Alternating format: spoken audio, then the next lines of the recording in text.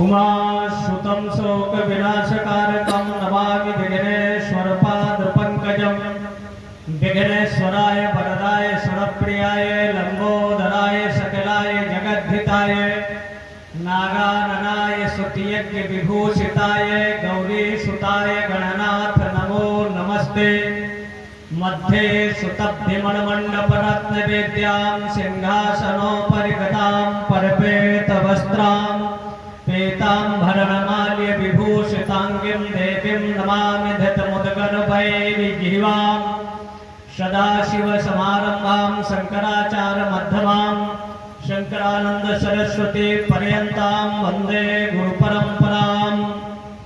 नारायणं पद्मभवं वसिष्ठं सत्यं च तत्पुत्र पराशरं च व्यासं सुखं गौणपदं महान्तं गोविन्द योगीन्द्रमथाश शिष्यं श्रुते स्मृते पुराणानाम् आलयं करुणालयं नमामि भगवत्पादं शंकरं लोकशंकरम। 2 मिनट भगवान का नाम ले। ये पंचम दिवस की कथा का सत्र चल रहा है। तो पंच पर अगर हम विचार करें तो पंच देवता हैं और उन पंच देवताओं की पंच प्रकृति है। उस पंच प्रकृति के पंच देवता आदित्यम गणनाथम रुद्रम च केशवम पंचदेवभ्युक्तम सर्व कार्येषु पूजयेत्। सनातन धर्म का जो भी कार्य प्रारंभ होता है इन्हीं पंच को आधार लेते हुए। तो पंच देवता कौन है?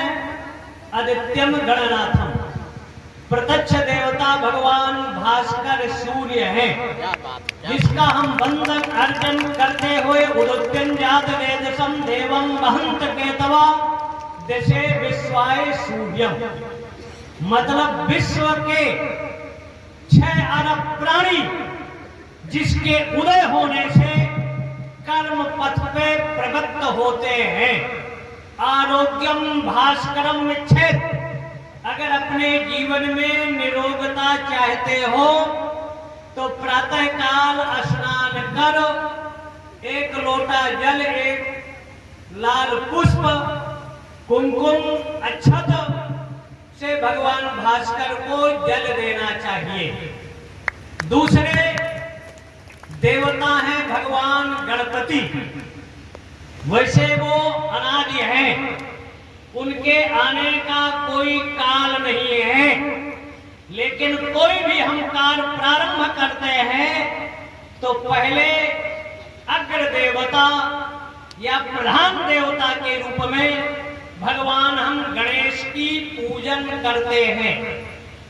उसके बाद आते हैं भगवान रुद्र, शशांक शेखर पलयंकर भगवान शिव, जिस देश के राष्ट्र या कुल देवता के रूप में है। सबके आने का काल है, लेकिन शिव के आने का कोई काल नहीं है। मतलब ऐसे अद्भुत विलक्षण आधे अंग में 16 श्रृंगार और आधे अंग में काल के प्रतीक में सर्प, मस्तक पर चंद्रमा, वृषारूढ़ आदि अनेक दिगंबर दिशाएं ही जिनके वस्त्र हैं। अंबर माने आकाश ही जिनका ओढ़ने का वस्त्र है और पृथ्वी ही जिनका बिछौना है। वैसे शिव तमोगुण के अधिष्ठात्री देवता हैं। तम काला होता है और सतोगुण के अधिष्ठात्री देवता है भगवान विष्णु। सतोगुण गौर होता है, लेकिन जब विष्णु का हम ध्यान करते हैं तो शांताकारम भुजगशयनम, मतलब सर्प पर शयन करने वाले, मेघ वर्णम, मेघ मतलब जो आकाश है, मतलब जो अलसी का फूल होता है, लोग काला समझ लेते हैं, नील वर्ण के रूप में भगवान विष्णु हैं। लेकिन जब शिव का ध्यान करते हो तो कर्पूर गौरम करुणावतारम, जो कपूर के समान गौर हैं, या ध्याये नित्यम महेशम रजत गिरिनिभम, जो रजत के समान गौर है, काल भी जिसका बाल बांका नहीं कर सकता, ऐसे शशांक शेखर प्लेंकर भगवान शिव की उपासना करने वाले मृत्यु पर भी विजय प्राप्त कर लेते हैं। विष्णु सृष्टि के पालन का आधार है और पंच देवता के रूप में अंतिम शक्ति तत्व है, जहां विश्व का राशिकृत सौंदर्य उपासना के रूप में उपास्य है। ऐश्वर्य से समग्रश्च, जहां संपूर्ण ऐश्वर्य और श्री से युक्त, जिसको हम राजराजेश्वरी त्रिपुर सुंदरी आदि शक्ति के रूप में भारत का जन जन शक्ति की उपासना करता था, इसलिए भारत शक्ति संपन्न देश कहा जाता था। ये पांच तत्व के पंच देवता हैं, जिसके शरीर में जिस तत्व की प्रधानता है, उस तत्व की देवता की अगर आप उपासना आराधना करते हो तो आपको लाभ होगा। लेकिन अगर आपके शरीर की प्रकृति जलमय है और अग्नि तत्व के देवता की आप उपासना करोगे तो लाभ नहीं होगा, रिएक्शन होगा या हानि होगी। इन्हीं पंच प्रकृति को लेकर जब सृष्टि की ये प्रकृति संतुलित रहती है तो समाज में सुख शांति समृद्धि, कहीं अनावृष्टि अतिवृष्टि सूखा भूकंप आदि नहीं आता। और ये जब पंच तत्व असंतुलित होते हैं तो पृथ्वी का संतुलन, प्रकृति का संतुलन बिगड़ता है, तो अनेक तरह की दैवी आपदाएं राष्ट्र में आती है। आपके शरीर के जब पंच तत्व असंतुलित होते हैं तो अनेक तरह की व्याधि और बीमारी आपके शरीर में अटैक और आक्रमण करता है। तो पंच महाभूत हैं, पंच तत्व हैं, पंच प्राण हैं। आपके शरीर में पंच प्राण है, प्राण अपान व्यान उदान समान। उन पंच प्राणों पर अगर आप नियंत्रण कर देते हो तो यदि पिंडे तद ब्रह्मांडे, अगर पंच प्राणों पर आपका नियंत्रण हो गया तो आप मार्कंडे या चांगदेव, जो इस शरीर में 1400 वर्ष रहे, मतलब मृत्यु को भी टालने की समर्थ भारत के हर सनातनियों के पास थी। जरूरत पड़ने पर सनातन धर्मावलंबी पर काया प्रवेश भी जीवन में कर सकता था। ऐसे ये पंच दिवसीय जो कथा है, इसका कथा व्यास जी आपको सुनाए होंगे। कथा आप श्रवण कर रहे हो तो भागवत का आधार जो है एक तरह से शुक और परीक्षित, मतलब व्यवहारिक दशा में पड़े हुए जीव की ये हो जाए कि आप कल मरोगे तो उसका उपाय व्यक्ति सोचता है। तो ऐसी विषम परिस्थिति में राजा एक तरह से धर्मनिष्ठ कर्मनिष्ठ थे, लेकिन कलयुग में स्वर्ण का वास है। तो सोने, जब कलयुग का भारत में प्रवेश आदि का प्रकरण आया, मतलब यहाँ के राजा इतने धर्मनिष्ठ थे कि कोई उनके राज्य में धर्म के विपरीत आचरण नहीं करता था, कोई मिथ्या भाषण नहीं करता था, अपने धर्म से कोई डिगता नहीं था। अगर कोई वचन किसी को दे दिया तो चाहे प्राण चले जाए लेकिन वचन से टलता नहीं था। ऐसी विषम परिस्थितियों में राजा शिकार खेलने के लिए जंगल में जाता है, स्वर्ण का मुकुट धारण करता है और ऋषि 24 तत्वों के ज्ञाता होते हैं, 24 तत्वों को नियंत्रित करते हैं। वो समाधि में जो खट चक्र है, कहीं सेविंग चक्र है आपके शरीर में, भौतिकवाद और साइंस की दृष्टि से अगर आप उन चक्रों को देखेंगे, डॉक्टर चीड़-फाड़ करेंगे, तो इस शरीर में वो चक्र दिखेंगे नहीं। लेकिन आप साधना करते हो, जैसे घर का आपके बिजली का एक कनेक्शन होता है, जहां उसका पावर केंद्र पूरे घर की उसकी सप्लाई होती है, तो ऐसे आपके शरीर के 7 केंद्र थे, जो सप्त पुरियों का प्रतीक था, 7 स्वरों का प्रतीक था।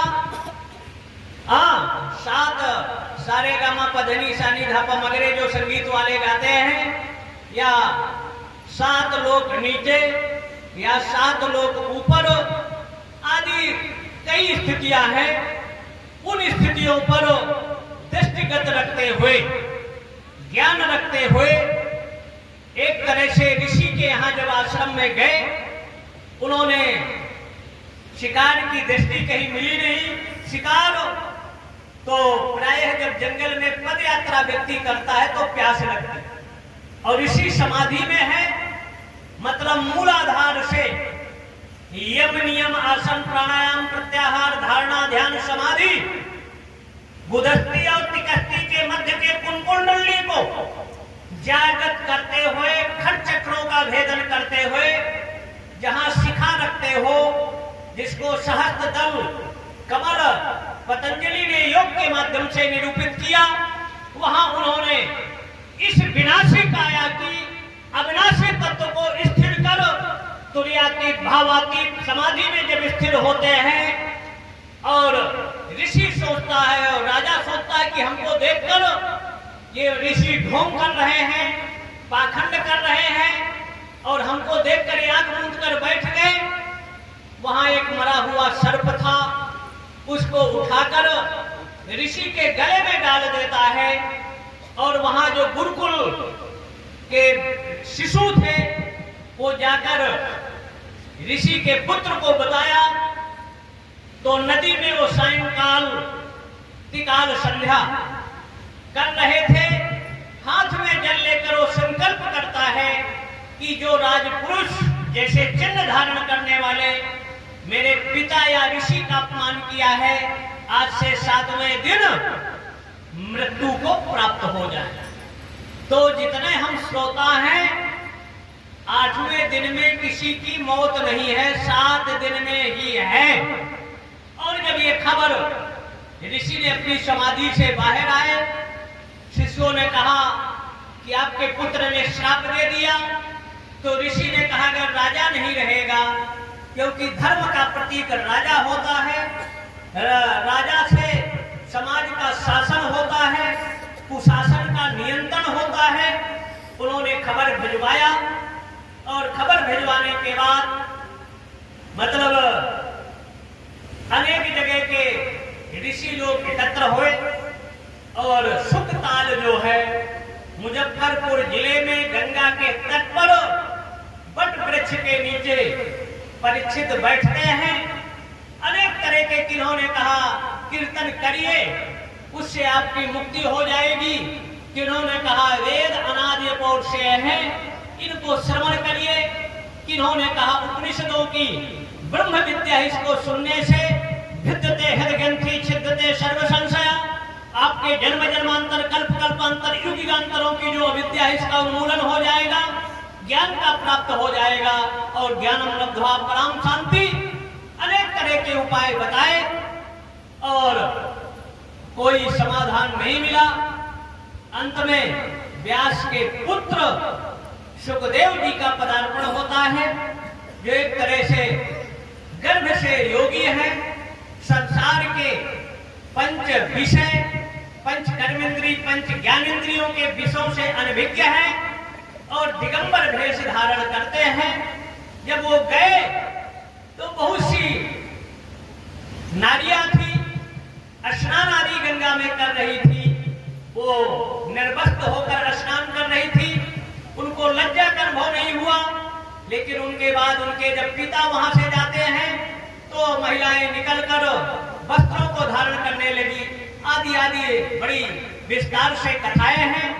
जिसमें 12 स्कंधों में भागवत की कथा है, वंश मनु आदि के विस्तार आदि की, और उसमें भीष्म की स्तुति आदि का वर्णन है, परीक्षित की कथाएं हैं। उसके बाद वेदक स्तुति के माध्यम से विद्यावताम भागवते परीक्षा, श्रीधर बंशीधर ने भागवत पर टीका किया है। बड़े बड़े वैयाकरणों का, वेदांतियों का और उद्धव जैसे ज्ञानी, उनको अहंकार ज्ञान का होता है, जो भगवान के एक तरह से अवतार होते हैं। उनका भी जब ब्रज में जाते हैं और ब्रज गोपिकाओं का सत्संग होता है और उनका ज्ञान का जो अहंकार है उसका भेदन हो जाता है। जो 1-2 दिन के लिए गए थे वो ब्रज छोड़ना नहीं चाहते हैं, और नर नारायण का जो क्षेत्र है बद्री नारायण, वहां वो तप आदि करते हैं। भीष्म पितामह जिनको इच्छा मृत्यु का वरदान था, लेकिन अवश्य में वो भोक्तव्यम कल्प कोटि शतैरपि, 100 करोड़ कल्पों में जीव को किए गए कर्मों का फल भोगना पड़ता है। लगभग कहीं 58 दिन, कहीं 71 दिन उत्तरायण की प्रतीक्षा में जो चाहते संकल्प करते मृत्यु हो जाती, लेकिन पूर्वकृत कर्म बाणों की सैया पर पड़े रहे। जब वो कौमार अवस्था में थे तो रास्ते से जा रहे थे, सर्प रास्ते में मिलता है, उसको अपने बाण से उठाकर, जैसे बबूल या और वृक्ष हैं उनमें कांटे रहते हैं, सर्प को डाल दिया। सर्प उनको श्राप देता है कि मैं बेगुनाह बेकसूर था, और उस सर्प की लगभग जितने दिन बाणों की सैया पर भीष्म पितामह रहे, और वो बाणों की सैया पर थे, और अर्जुन और भगवान कृष्ण अंतिम समय भीष्म पितामह के यहाँ जाते हैं। अगर भीष्म पितामह दृढ़ता के साथ डांटकर कौरव और पांडवों को कह देते तो इतना बड़ा महाविनाश महाभारत का नहीं हुआ होता। जब उन्होंने अर्जुन को ज्ञान देने लगे, द्रौपदी का भी ज्ञान दिया, तो अर्जुन बड़े जोर से हंसे। तो पितामह ने कहा, क्यों हंस रहे हो? कहे, जब भरी सभा में द्रौपदी का चीरहरण हो रहा था, मतलब कुल की वधू का चाचा बेटी थे, और भरी सभा में तब ये ज्ञान आपका कहां गया था? तो उन्होंने कहा, मैं राज अन्न का सेवन किया था, जैसा खाओ अन्न वैसा बने मन। आहार शुद्धि सत्य शुद्धि, सत्य शुद्धि द्वैस्मृता। आहार शुद्ध राजा का अन्न मदिरालय का भी है, वेश्यालय का है, श्मशान का है, धूत कीड़ा का है। कोई ऐसा मतलब टैक्स जो राजा लेता है, इसलिए राजा का अन्न सबसे अधम कहा गया, क्योंकि हर समाज से वो टैक्स लेता है। जैसे शोषण होता है, बादल समुद्र नदियों के माध्यम से जल समुद्र में जाता है और वर्ष बन के पृथ्वी पर बरसता है, तो ऐसे राजा का दायित्व बनता था कि सूक्ष्म अंश से जनता का टैक्स ले। लेकिन जब अत्यधिक जनता से टैक्स लेता है तो उस राजा के राज्य में प्रजा जब दुखी होती है, जासु राज प्रिय प्रजा दुखारी, सो नरक अवश्य अधिकारी। वो राजा स्वर्ग का अधिकारी नहीं, राजा में ईश्वर का अंश देखा गया है। राजाज्ञा से अगर सही निर्णय हो तो समाज में सुशासन कुशासन को मिटाकर स्थिति निर्मित होती है। जब उन्होंने